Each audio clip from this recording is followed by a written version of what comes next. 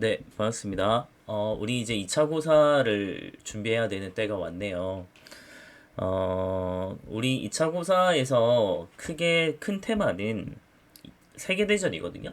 그래서 1차 세계대전, 2차 세계대전 이렇게 우리 두 번 있었고, 그리고 그게 왜 일어났는지, 그리고 그 영향, 결과는 어떠한 모습을 가져왔는지, 그리고 1차 세계대전과 그렇게 큰 전쟁을 겪고서도 또 2차 세계대전이 일어났던 이유는 무엇일까? 이런 것들을 한번 보도록 하겠습니다. 자, 1차 세계대전부터 한번 보면, 자, 배경은 좀 크게 두 가지 정도 있다고 보거든요. 그러니까 당시 이제 삼국 동맹이라고 하는 것과 삼국 협상, 요 사이에 대립이 하나 있었고, 그리고 발칸반도 내에서 사실 오스만 제국 아래 이제 식민 지배를 받던 슬라브 계통의 여러 민족들이 민족주의 운동이 활발해지면서 독립을 하려고 많은 전쟁을 치르고, 그래서 굉장히 전쟁이 많고 뭐 화약고다, 유럽의 화약고다 이렇게 불릴 정도로 굉장히 전쟁이 치열하던 곳이었습니다. 자, 그런 와중에 범슬라브주의와 범게르만주의 요걸 내세운 애들끼리 민족주의 대립이 나타났다 이렇게 보면 되는데, 조금 더 자세히 한번 보면, 자, 삼국 동맹 같은 경우는 독일이 중심이 되어서 오스트리아 헝가리와 그리고 이탈리아가 같이 동맹을 맺은 겁니다. 그래서 프랑스가 타겟이에요. 그래서 프랑스를 고립시킬 목적이었고, 독일이 이제 팽창주의 정책을 추진하게 된 거다라고 보면 되는데, 그러다 보니까 사실 프랑스도 그렇고 영국도 그렇고 독일을 좀 경제를 해야 될 것 같은 거죠. 그래서 영국, 프랑스가 같이 동맹을 맺게 됐고, 그다음 러시아까지 힘을 합치게 되면서 삼국 협상이 이루어지게 됩니다. 그러니까 삼국 동맹하고 협상, 요 세력 간의 경쟁이 있었다. 라는 게 하나 있고, 그 다음에 발칸반도는 아까 얘기했듯이 이제 유럽의 하얗고라 불릴 정도로 굉장히 전쟁이 빈번하던 곳이었습니다. 그래서 민족주의 운동이 굉장히 활발하게 이루어졌고, 그 중에 이제 오스만 제국 아래에 있는 범슬라브주의 내세운 애들, 슬라브 계통이 많았기 때문에 이걸 지원하는 러시아, 그리고 이제 독일이 지원해주는 이제 번게르만주의 이런 것들이 이제 대립이 일어나는 때였다라고 보면 되겠습니다. 그리고 하나 더 추가하자면 영국 같은 경우는 당시에 삼시 정책을 하고 있었습니다. 그러니까 카이로 그리고 케이프타운, 콜카타 여기 캘커타라고도 하죠. 여기를 연결시키는 정책을 하고 있었고, 그러니까 이집트 북아프리카부터 해서 남아공 그리고 인도까지 해서 쫙 이렇게 엄청나게 넓은 지대를 자기들이 장악하겠다는 거고, 독일 같은 경우는 3B 정책을 추진하고 있었습니다. 그래서 독일 베를린부터 해서 그리고 비잔티움 그리고 바그다드 이렇게 이제 연결시키는 이런 형태인데, 이것도 마찬가지로 이제 좀 부딪히게 되는 결과를 가져오게 되었다. 자, 이렇게 그냥 점점점 전쟁으로 점점점 어, 전쟁 모드로 점점점 가고 있던 때였는데, 사실은 촉발시킨 사건은 따로 있습니다. 그래서 정말 빵 터트린 사건은, 발단이 된 사건은 사라예보 사건이라고 하는데, 당시 이제 오스트리아 헝가리가 사실은 세르비아가 되게 탐을 내고 있던 당시 보스니아 헤르체고비나를 합병을 시켜버려요, 강제로. 그래서 요거에 대한 반발로 세르비아가 좀 불만을 갖고 있었는데, 그런 와중에 오스트리아 헝가리 항태자 부부가 당시 이제 보스니아의 수도였던 사라예보에 좀 기념식 한다고 온 겁니다. 세레머니 하려고. 그래서 막 차 타고 막 돌아다니다가 당시 세르비아 민족주의자였던 가브릴로 프린치프라고 하는 19세 청년에게 빵 총로 이제 암살을 당하게 되는 상황이 벌어집니다. 자, 당시 이제 프란츠 황태자 프란츠 페르디난트 대공은 바로 이제 즉사하게 되거든요. 죽으면서 이제 오스트리아 헝가리 입장에서는 뭐 자기 황태자가 죽었는데 가만히 넘길 수 없잖아요. 그래서 선전포고를 하게 됩니다. 세르비아에 당시. 그러자 이제 사실은 이 오스트리아 헝가리가 아주 선전포고를 자신 있게 할 수 있었던 이유는 독일이 이제 지원을 해주겠다 약속을 했고요. 형이 도와주는구만 해가지고, 그래서 이제 세르비아에 선전포고를 했고, 그러니까 러시아가 이제 또 이 범슬라브주의의 맏형이니까 형이 또 지켜줘야지 해가지고 세르비아를 지원해주겠다 해가지고 뭐 100만 명 지원해주겠다 이런 약속을 하거든요. 그래서 독일이 그러자 러시아랑 프랑스에 선전포고를 한 다음에 기습적으로 벨기에 침략을 감행합니다. 벨기에는 사실 독일 근처에 아주 조그만한 나라예요. 그래서 침략을 해버렸고, 당시 이제 영국이 참전하게 되면서 점점점 전쟁이 확전되게 되었다라고 보면 될 것 같아요. 자, 요게 이제 암살당했을 때 모습이고요. 오픈카 타고 다니면 맞기 좋죠. 자, 독일은 사실 이미 전쟁을 쭉 준비하고 있었기 때문에 초기에 주도권을 좀 장악을 하게 됐고요. 독일은 사실 굉장히 빠르게 이미 자기들을 이미 준비하고 있었기 때문에 금방금방 이제 빨리 제압을 해서 자기들이 금방 끝낼 수 있을 거라고 생각을 했는데 프랑스가 생각보다 너무 잘 버티는 거예요. 그래서 그런 와중에 장기전화 됐고 그래서 러시아로 진출을 하지 못하게 된 상황이었죠. 자, 그러면서 여러 나라들이 점점점 참전하고 하면서 세계대전으로 확대되는 이런 상태였고요. 사실 여태까지만 해도 괜찮았는데 미국이 참전하게 되면서 독일은 사실 완전히 무너지게 되었다라고 볼 수 있을 것 같습니다. 끝판왕이죠. 당시 이제 영국이 참전하게 되니까 이 해군을 막으려고 독일이 이제 무제한 잠수함 작전이란 걸 해요. 그러니까 잠수함을 통해서 그냥 무작위로 지나가는 이제 뭐 상선이든 뭐든 막 때려버리는 거죠. 그래서 어뢰로 막 쏴서 막 폭침시키고 이런 것들을 하게 됐는데 그러다가 이제 잘못 영국의 상선을 때렸는데 거기에 엄청나게 많은 미국인이 타고 있었습니다. 그래서 미국이 참전하게 되죠. 자, 요거 한번 봐야 될 것 같아요. 당시 이제 무제한 잠수함 작전에 공격을 받아서 침몰하게 된 루시타니아호였고요. 요게 굉장히 많은 미국인들이 타고 있었습니다. 그래서 요거 때문에 미국이 참전을 하게 된 거죠. 우리 국민을 지켜야 한다라고 하면서 참전을 하게 됐고 그러면서 이제 전세가 연합국에 유리하게 전개되었다라고 보면 될 것 같습니다. 자, 그런 와중에 전쟁이 장기화되면서 러시아 내에서도 굉장히 불만이 컸어요. 전쟁을 빨리 끝나게 해달라고 우리 배웠잖아요. 자, 그러면서 러시아 혁명이 일어나게 됐고요. 그래서 독일과 러시아는 불가침정을 맺으면서 전쟁을 중단하게 됩니다. 다음에 오스만 제국과 불가리아가 동맹국을 탈퇴하면서 항복을 하게 됐고요. 못 버틴 거죠. 자, 마지막으로 독일이 항복하게 되는데 마찬가지로 독일 내에서도 혁명이 있었고요. 임시정부가 연합군에 항복을 하게 되면서 전쟁은 종전이 되게 됩니다. 자, 1차 세계대전은 우리가 1차, 제일 첫 번째 세계대전이라고 할 만큼 굉장히 큰 규모의 전쟁이었다라고 볼 수 있고요. 전쟁의 특징을 보면 총력전, 그러니까 모든 인적, 물적 자원을 다 동원하는, 그래서 그만큼 피해가 컸던 전쟁이라고 볼 수 있습니다. 그리고 선전전, 선전한다는 겁니다. 광고한다는 거고요. 그 다음에 뭐 신무기 이런 것들이 등장하게 됐는데 뭐 참호전 이런 것도 있습니다. 그리고 이제 신무기 이제 전차나 뭐 독가스, 잠수함, 뭐 비행기 이런 것들이 등장하게 되면서 기존의 전쟁보다 훨씬 대량으로 살상이 가능해지는 문제가 생긴 거죠. 그래서 일반적인 민간인의 피해도 정말 컸고요. 특히 군인들은 정말 너무나도 많은 사람들이 죽었죠. 그래서 자, 그러면서 이제 유럽 내에서 본토에서 전쟁이 이루어졌잖아요. 그래서 유럽 열강이 원래는 유럽 중심에 유럽이 딱 끌고 있었는데 이 유럽이 완전히 초토화되면서 국제사회 주도권을 좀 상실하게 되었고요. 그러면서 사실 중립을 유지하고 있던 미국이 양쪽의 무기 다 팔아먹으면서 엄청나게 초강대국으로 성장을 하게 됩니다. 일본도 마찬가지. 자, 그거에 관해서 한번 볼게요.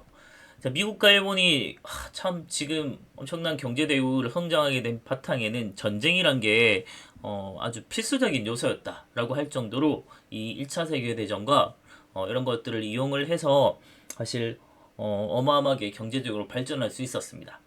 자, 미국은 유럽에 군수물자를 수출했고요. 그리고 전후에는 유럽의 복구 비용을 또 빌려주면서 유럽을 완전히 경제를 선하게 지게 되는 상황이 나타났고요. 그리고 전쟁 막판에 참전하게 되면서 전후에는 또 전승국이 되었고, 그래서 완전히 경제적으로도 정치적으로도 세계를 완전 지고 흔드는 초강대국으로 성장할 수 있었다라는 겁니다.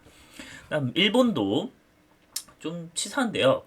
전쟁 중에 이제 유럽이 동아시아 쪽에 힘을 못 쓰게 되잖아요. 본토도 지키기 바쁘니까. 그럴 때 이제 유럽의 이권을 하나하나 자기가 뺏어가면서 자기들이 가져갔고요. 그리고 자국의 상품을 막 수출하게 되면서 일본도 경제적으로 엄청나게 성장을 하게 됩니다. 마찬가지로 일본도 전후 전승국이라고 하는 아주 짜증나는 결과를 가져왔고요. 세계 5대 강국으로 뛰어오르게 됩니다. 그리고 유엔 상임 이사국이 되었죠.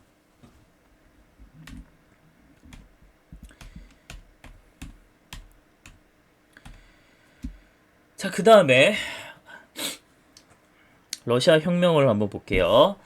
뭐 갑자기 러시아냐 싶겠지만 우리 전쟁 1차 세계대전 중에 러시아 혁명이 있었어요. 그래서 러시아 혁명도 사실 세계사적으로 굉장히 중요한 사실 엄청난 전환점이기도 하거든요. 그래서 좀 봐야 됩니다. 19세기 후반에 러시아는 굉장히 후진적인 사회였다라고 합니다.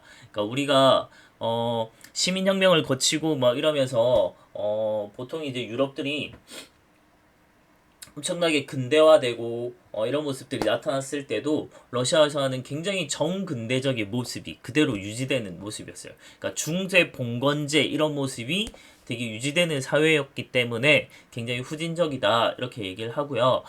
뭐 우리 그 뾰트르 대제가 막 엄청나게 뭐 계몽군주 이런 애들 나왔잖아요. 뾰트르. 그래서 그런 애들 나오면서 국가 주도의 개혁을 추진하긴 했지만 여전히 전제 정치가 지속되는 형태였어요. 그러니까 당시 이제 러시아는 황제, 자기들 말로는 짜르라고 하는 차르 체제가 이제 이어지는 형태였고, 그리고 농노제가 지속되는 사회였다 보니까 여전히 참 후진적이었다 이렇게 볼 수 있습니다. 농노가 아직 유지되다니. 자, 근데 1861년쯤 되면 농노제가 폐지가 되긴 하거든요.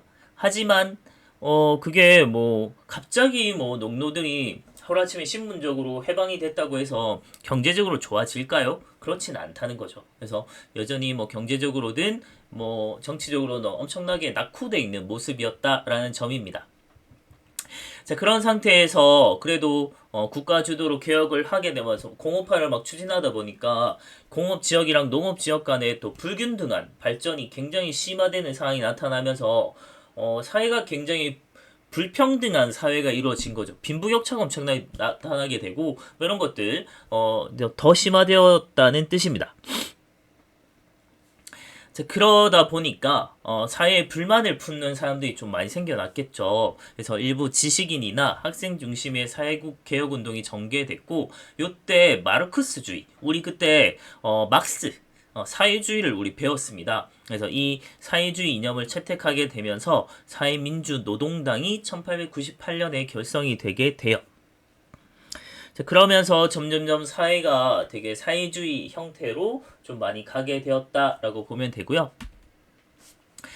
자, 러시아 혁명이 일어나게 된 촉발된 엄청 중요한 사건 중에 하나는 사실 피해 인류의 사건입니다. 러일 전쟁이 1904년이었습니다. 러일 전쟁에서 정말 충격적인 패배를 경험한 이후에 전쟁에서 패하게 되면 잃는 것이 너무 커요. 그래서 전쟁 물자를 잃는 것도 있지만 여러 가지 뭐 배상금도 지불해야 되고요. 뭐 땅을 잃는다든지 굉장히 큰 잃는 점이 많습니다. 자, 그런 와중에 사실은 많은 사람들은 일반 하층민들이 점점점 더 살기 힘들어질 거 아니에요. 그래서 이 사람들은 전쟁 좀 그만하자라는 것과 그리고 우리에게 빵을 달라 라는 평화 시위를 하게 됩니다. 당시 이제 상트페테르부르크는 이제 수도였어요. 상트페테르부르크의 노동자들이 빵과 평화라고 하는 걸 내세우면서 평화시를 했습니다. 평화시. 그러니까 평화롭게 시위를 한 건데요. 요 사람들은 그냥 뭐 시민적 자유를 달라, 그리고 우리에게 빵과 달라, 빵을 달라, 그리고 평화를 달라, 뭐 이런 걸 이제 요구하게 됐는데 정부가 군대를 동원해서 무력 진압해버려요. 그러니까 발포를 해버린 겁니다. 국민들 상대로. 그래서 이때 한 1000여 명 정도의 사상자가 발생을 하게 돼요. 그래서 요게 왜 엄청 상징적으로 중요한 때냐면, 사실 이 러시아는 이 전제 황건이라고 하는 게 굉장히 오랫동안 지속이 되면서 이 황제라고 하는 사람은 되게 신적인 존재였어요. 다른 유럽과 달리. 그래서 황제가 동양의 이제 군주처럼 러시아는 좀 굉장히 좀 황제적인 좀 신적인 모습이 있어서 감히 우리가 어떻게 신에게 도전을 하느냐, 우리 그리고 그 짜르에 대한 믿음 이런 것들이 굉장히 강했거든요. 근데 그런 사람이 우리를 향해서 평화 시위를 하는데도 총을 쐈잖아요. 그래서 이러면서 짜르에 대한 신뢰도 이런 것들이 완전히 무너지게 된 사건입니다. 그래서 이 피해 인류의 사건이 러시아 혁명이 일어나기 전에 굉장히 중요한 상징적인 사건이에요. 그래서 꼭 중요한 거니까 기억을 해둬야 되고요.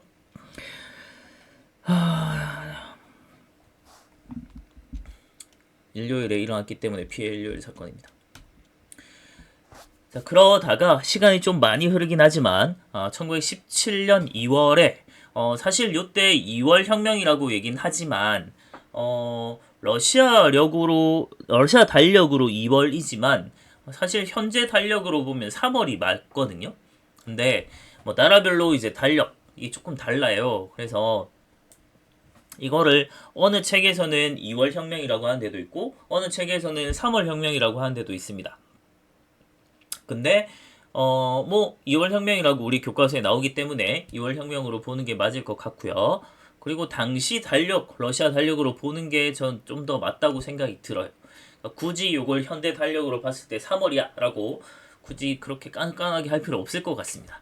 자, 어쨌든 2월 혁명인데 1차 세계대전이 장기화되면서 주구장창 사실 많은 사람들이 요구했던 건 평화라고 했잖아요. 사실 전쟁에서 너무나도 많은 사람들이 죽었습니다. 러시아 피해가 엄청나게 커요. 당시 러시아가 1차 세계대전이 장기화되면서, 그러니까 14년에 1차 세계대전이 일어났으니까 4년, 5년, 6년, 7년, 뭐 7년 2월이니까 3년 정도로 뭐 2년 정도밖에 안 되는 요 시간 동안 거의 600만 명 이상의 사상자가 나와요.